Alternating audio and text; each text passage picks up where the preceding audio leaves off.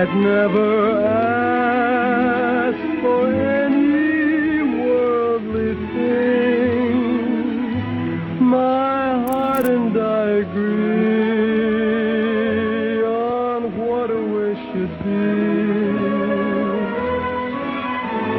One miracle would do, the miracle that you'd love me.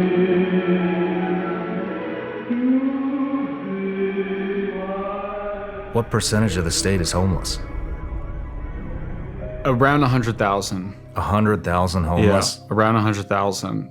Here's the deal. California spends billions of dollars every year to reduce homelessness. Now some lawmakers want to know why it isn't helping. Since Newsom has taken office, more than $20 billion have been spent to reduce homelessness, but the number of unhoused has grown by a third. It was sort of the most American of the American states. It was the frontier, but it's actually enabling addiction. Or if you're a racial minority, or if you have a disability or a mental illness, that you're a victim. The state had the largest rate of increase in its homeless population in the country at 6.2%.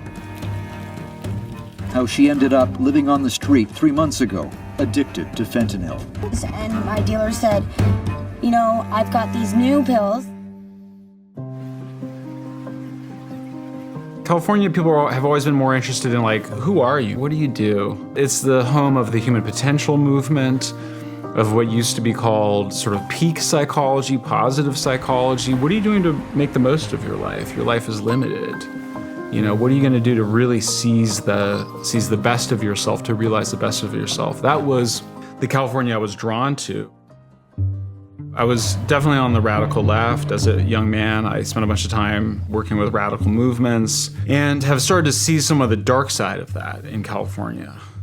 And in particular, the way it shows up most dramatically is what we call homelessness. Folks on the streets. You know, I have 3 friends from high school growing up that became homeless addicts. You know, 2 are dead. My aunt had schizophrenia, so mental illness is something I was familiar with. I understood addiction. And when you talk to people on the street, it's obviously not just because they couldn't make the rent. These are folks suffering overwhelmingly from untreated mental illness and or addiction. Have you had a psychiatric diagnosis? Yeah. Which one?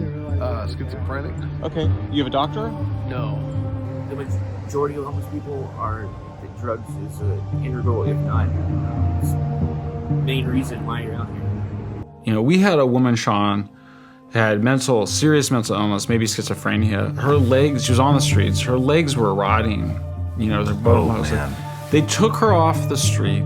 They amputated the bottom parts of her legs. And then can you guess what they did after that? Put her back on the street. Put her back on the street. That's not civilized behavior. There's actually not as much panhandling anymore because it's so easy to get cash to buy your drugs.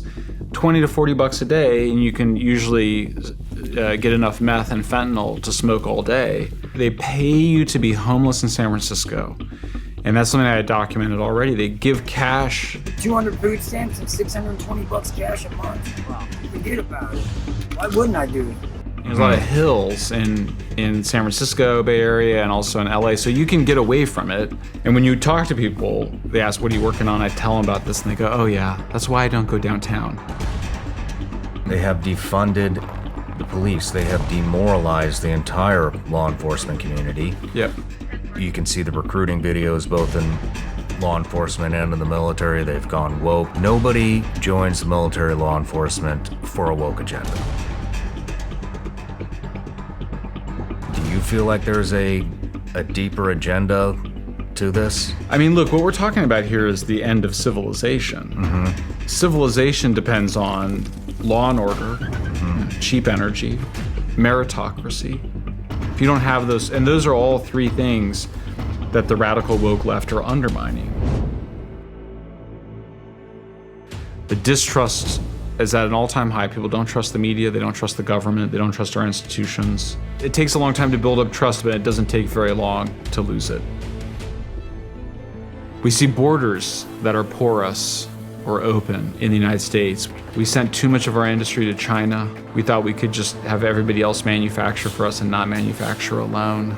We failed to deal with serious medical problems mental illness addiction.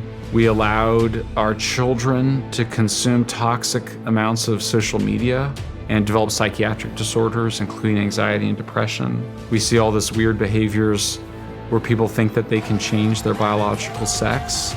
Somehow people got in their minds that they could change it through drugs and surgeries. So you see a set of disorders in the society, and it's in part because we're not oriented in any way. And I think part of it has to do with a spiritual crisis that comes out of the belief that we're all alone, that nothing else is going on, that the scientists have figured out precisely what it's all about, that it all started with the Big Bang, and then there was evolution, and that we're all alone in the universe, and everybody knows that. And then when you die, nothing lives on, and you have no soul. So the system is unraveling right now.